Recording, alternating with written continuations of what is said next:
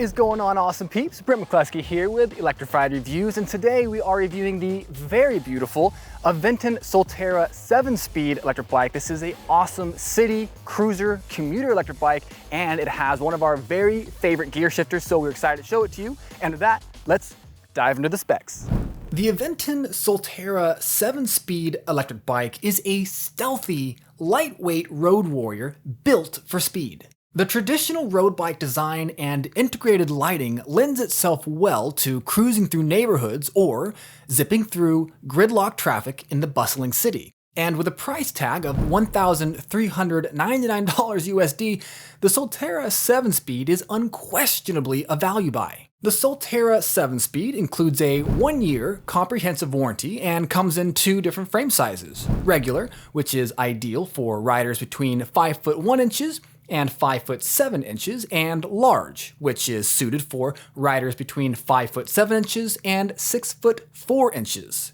The Soltera 7-speed we're reviewing today is the large, but we've also reviewed the Soltera single speed in the regular frame size. For reference, I'm about 5 foot 10 inches, and the large feels absolutely perfect for me. The Soltera 7-speed also comes in 3 different color options: Onyx Black, Azure Blue, and Citrine Yellow, which is the color we are looking at today. I'm particularly partial to the citrine, but let us know which color you prefer in the comments.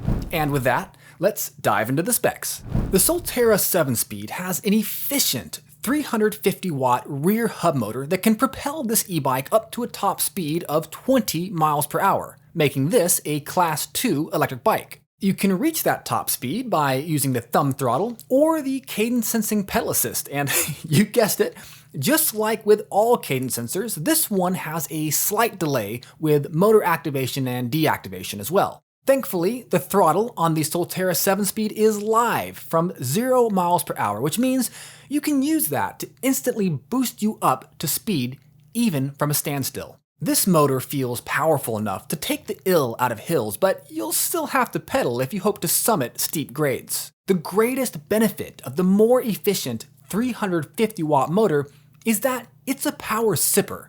It doesn't take big gulps out of the battery like the bigger 750 and 1000 watt motors, and that results in longer ranges. In fact, the Soltera 7-speed has a max estimated range of nearly 41 miles in ideal conditions, which is pretty good considering this e-bike is working with a 36 volt 9.6 amp hour battery. This battery uses LG cells, is locking and removable, and sits beautifully in a recess at the bottom of the down tube. This is a bottom-loading battery that utilizes a nice double locking mechanism that we'll show off here in the ride portion, but needless to say, it is handy. My favorite thing about the Soltera 7-speed is the frame. It has a high max payload capacity of 300 pounds, yet it's remarkably lightweight at just 43 pounds. And that light curb weight translates into a nimble electric bike that feels surprisingly similar to riding an analog road bike. It's also much easier to pedal the Soltera 7-speed without the motor compared to heavier e-bikes, so if you ever find yourself out of juice, pedaling home won't be a problem. There's 2 big differences between the Soltera single speed, which we reviewed just a few months back, and the Soltera 7-speed, which we are reviewing here today. Difference number 1, we get an upgrade from the Tektro caliper brakes to Tektro mechanical disc brakes with 160mm rotors in the front and rear wheels. Excellent. Difference number 2, we get a derailleur, but I guess that's pretty obvious. At the back of this electric bike, we've got a Shimano derailleur paired with my absolute favorite shifter, the Revo Shift. This is a twist shifter that works a lot like a motorcycle twist throttle. Twist your wrist down like you're revving an engine and you downshift, and then you can twist it forward to upshift. It's a very groovy shifter indeed, and it is the perfect choice for a city e-bike like the Soltera 7-speed. We're going to talk more about the frame and the electronics here in the ride portion, so be sure to stick around for that. But overall, the Aventon Soltera 7-speed is, in many respects, the pinnacle of what e-bikes can be. It's affordably priced at $1,399, has a great warranty, comes with quality components, and has an excellent build quality. It's really hard to go wrong with this one. Alright my friends, let's ride.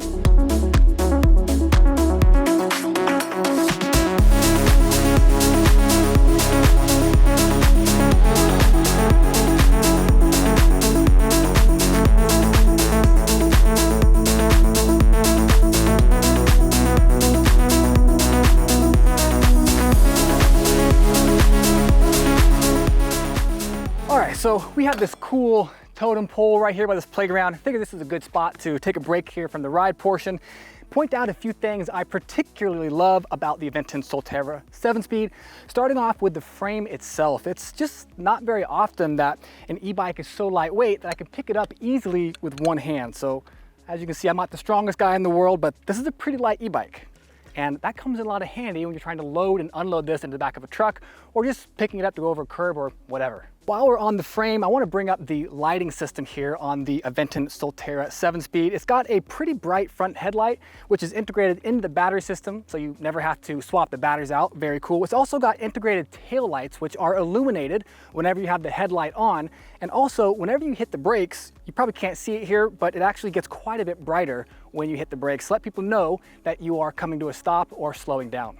The handlebars on the Aventon Soltera 7 have a really good setup. On the left side, they've got a brake and a bell kind of rolled into one here. It's this little cluster. You got the bell right here, nice little bell, and it's just nice and neat. I also really like that the throttle here is on the left-hand side. It's a thumb throttle, and the thumb throttle, the actual part that you push your thumb on, it doesn't extend very far, which doesn't sound like it's a very important fact, but it is, because it means that when you hit the throttle, your thumb doesn't have to move very far at all. And when you're traveling long distances with a throttle like this, it leads to less thumb stress compared to a longer thumb throttle.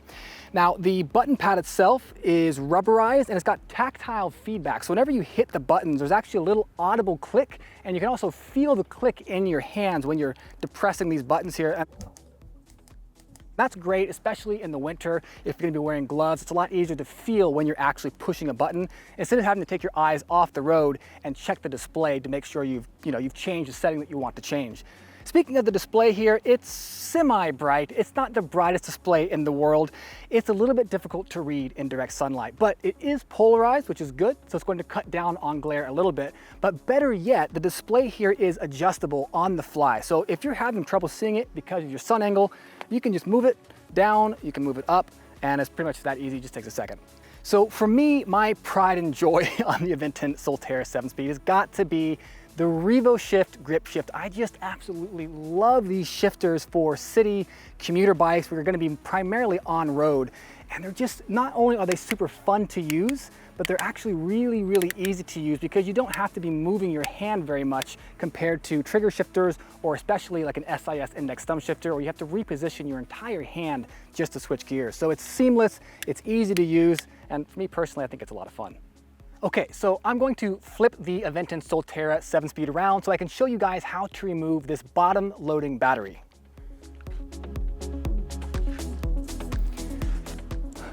So we've got a bottom loading battery here, and one of the potential downsides to a bottom loading battery is if you release it with the key, it could just pop out, hit the ground, and ruin the battery. Thankfully, Aventon has thought ahead of this, and I'm gonna show you guys how.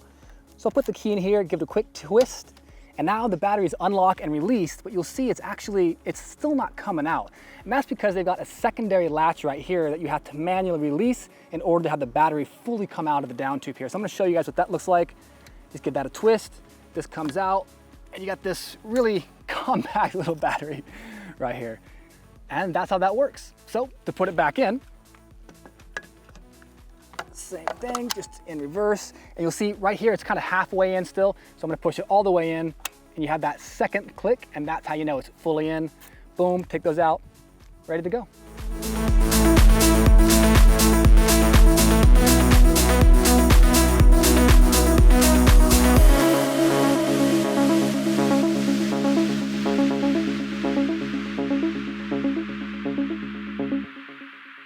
All right, my fellow e-bike friends, that is it for the review of the Aventon Soltera 7-speed electric bike. I hope you guys dug this review. I hope you're having a fantastic day wherever you might be at. And if you could take a quick moment to like, comment, and sub to this channel, it would be fantastic. It would help the channel a lot, and we would really appreciate it. So thank you guys again. Have a great one, and until next time, peace.